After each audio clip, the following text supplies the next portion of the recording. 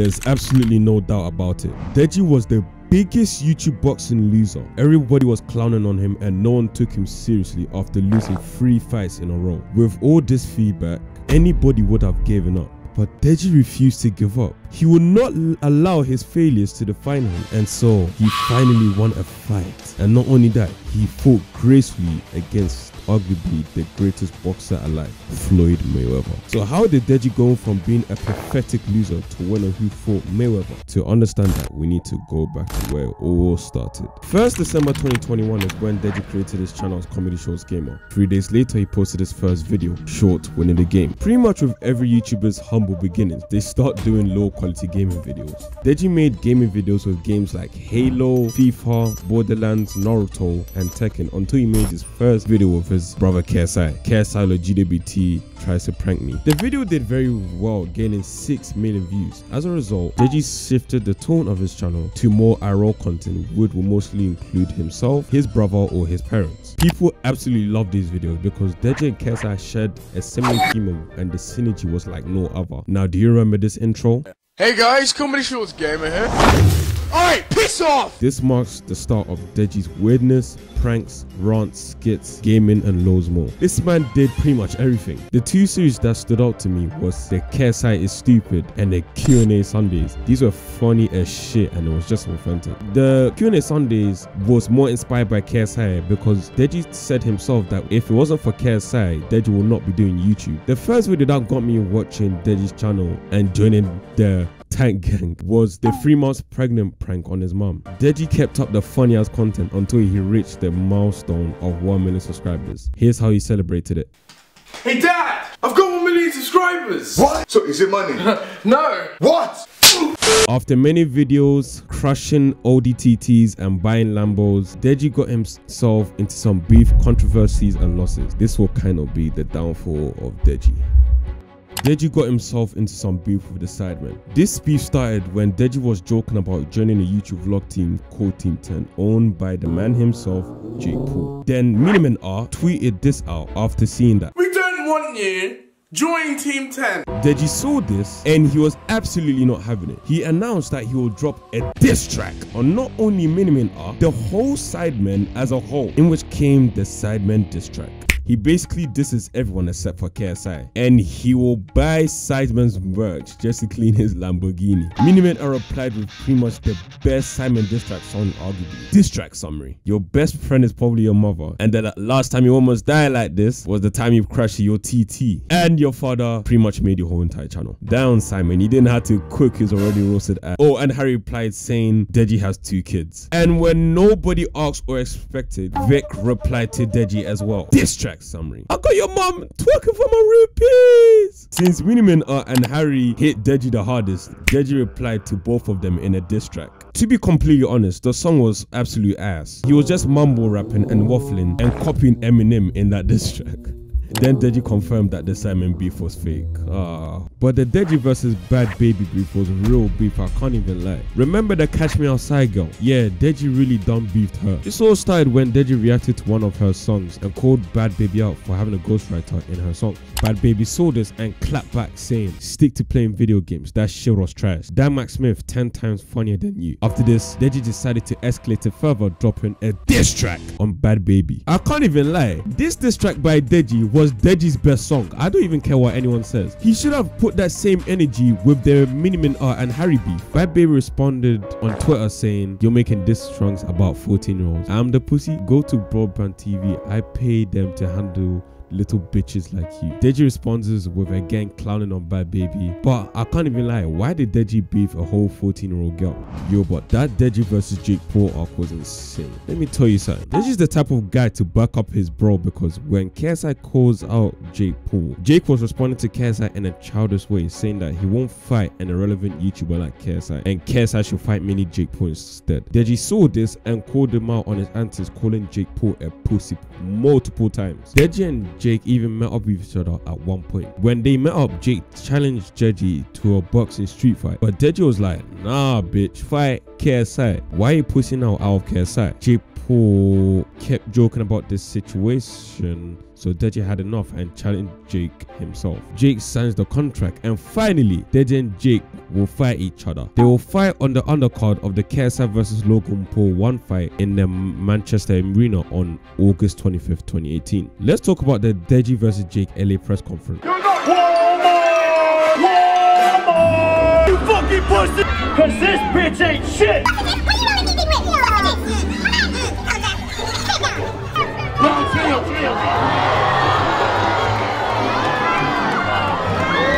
A cringe first, I might say so myself, but the London press conference was way more brutal. After my brother fucks up Logan, I'm down to fight KSI too. At least try on the second press conference. Welcome to London, motherfucker! No, shut the fuck up. Shut the fuck up. This is coming from Shut the fuck up. Fuck you, Logan. Fuck you, Logan.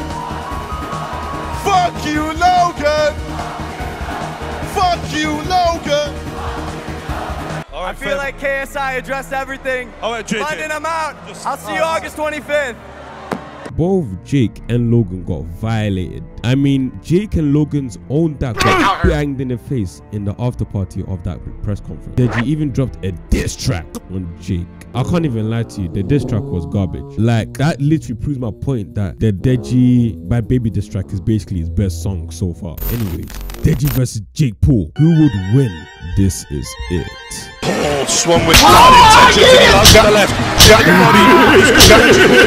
Deji hits right. Jake Paul's caught the whip. And he's going to big punch to the He's going to send it for us. The towel has been thrown in. The tap expected that here in the Manchester. Damn, Deji lost. I mean, at least he blooded Jake Paul's face. That's a fact that Deji can use to cope with his loss. After this, you wouldn't think that Deji will go even more down the pit, but oh my word, he did.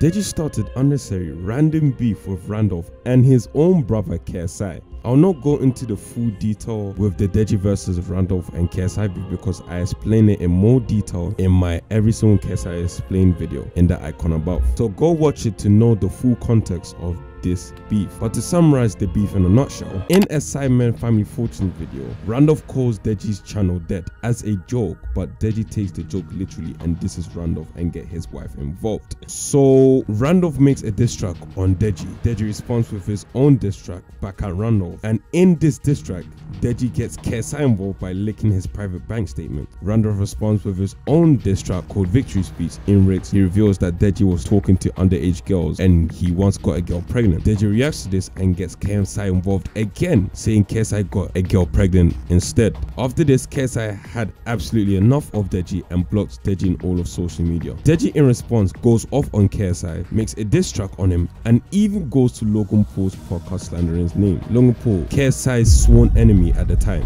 KSI tried to resolve the drama privately by driving all the way to Deji's house and spending Christmas as a family. But Deji was like nah and kicked him out the house, and after many back and forth, Deji makes a 40-minute video exposing KSI for all the shit he has done to Deji over the years. Deji doesn't take this 40-minute video seriously and he will rather clown Deji on Twitter. Deji used this and makes a video on how KSI is not taking the situation seriously, which made everyone hate KSI, and KSI was losing subs and Deji was gaining subs. Little did we know that KSI was planning to make a response video on Deji's 40-minute video, in which came the end it all video, 1 hour and 20 minutes. KSI responds and debunks every single claim Deji made in that 40-minute video, and so Deji responds with having a mental breakdown, and time passes and finally Deji admits that he was in the wrong. He uploaded a video called It's Time to Open Up, in which he has another mental breakdown and apologizes to KSI for all the unnecessary beef he caused. And of course they do reunite, but it still ends up bad for Deji. His dog got put in a pack after a 2-year court battle over a case of Deji's dog biting an old woman that came to his house. Tragic. But it doesn't really end there. Deji was exposed for sub-botting on his quest to hit 10 million subscribers. People thought that Deji was a bastard for doing that kind of stuff. The YouTuber Cavos made a video about Deji sub-botting, and Deji responded by suing Cavos, another Deji L. Deji announced that he will fight again. His opponent will be a TikToker called Vinny Hacker. They are scheduled to fight at a social clubs event in Miami on June 12, 2021. Can Deji end the misery by getting a win? Fight back, nigga! Fight back! Oh, police!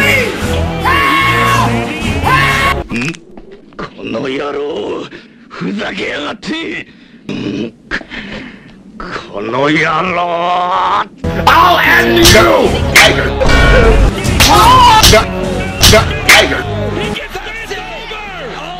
No, Deji lost to a TikTok e-boy. He even looked in bad shape before fighting Vinny, another Deji L. At this point, his own fans lost faith in him, but he promises to win his next fight, which was against the YouTuber Alex Wasabi. Deji completely hyped up the fact that he's going to win the fight to the point of making a high-quality short film. People were starting to have faith in Deji. It was his last chance to prove that he's not a lazy boxer. Deji even said himself that if he loses, he will never box again. Surely, Deji cannot lose his redemption fight. No, Deji loses for the third time. His response to the fight was embarrassing as well. Now everyone believes that Deji can never win a fight. Look at this. If Deji decides to fight again, everyone is sure that Deji will lose. But Deji still wants to keep going.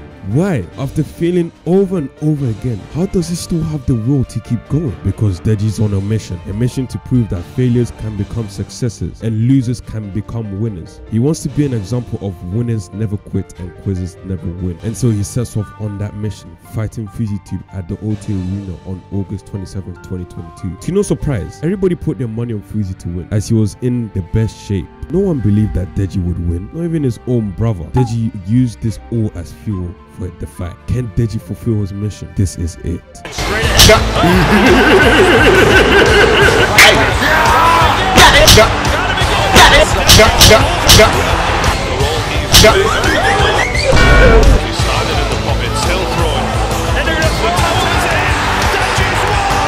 Deji has done it. He has won the fight after so many failures and losses. When no one believed in him, he believed in himself and never gave up, because this is Nindo, his ninja way. Unironically, Deji watched Naruto from way back. Anyways, he was determined to fulfill his mission, and he successfully became an example to anyone that finds it hard in whatever they're doing and wants to give up. Do not give up. Keep going no matter how much you fail. Comment Deji W. After beating Fuzi, he even secured a fight against Mayweather, the final boss. It's a win in of itself for Deji fighting arguably the greatest boxer alive. It was a raw, respectable fight, and I can't wait for what Deji surprises us next in the future. Maybe he might rematch Jake Paul, maybe he might fight Joe Weller. You never know what Deji would do. Thank you lot for watching. If you guys want to see me explain every single beef KSI has been, then click on this end screen right here to watch it. Other than that, thank you very much.